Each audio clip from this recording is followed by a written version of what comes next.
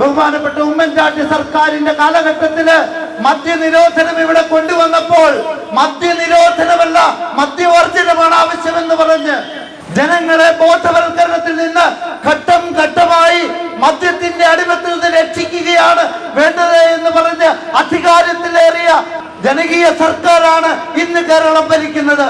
പക്ഷേ ഈ സർക്കാർ ഇവിടെ എന്താണ് ചെയ്യുന്നത്?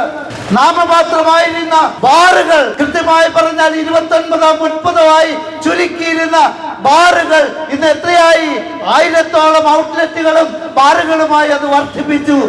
ഇവിടുത്തെ പൗരന്റെ സ്വകാര്യ ജീവിതം, സ്വൈര്യ ജീവിതം നഷ്ടപ്പെടുന്ന വിധത്തില് മദ്യത്തെ, മയക്കുമരുന്നിലെ ഇവിടെ നിർബാധം ഒഴുക്കുവാൻ, വിഹരിക്കുവാൻ ഇടവരുത്തുന്ന സർക്കാരിനോട് ഞങ്ങൾക്ക് പറയുവാനുള്ളത്, ഈ നാട്ടിലെ ജനങ്ങളുടെ നന്മയാണോ നിങ്ങൾ ആഗ്രഹിക്കുന്നത്, തിന്മയാണോ ആഗ്രഹിക്കുന്നത്?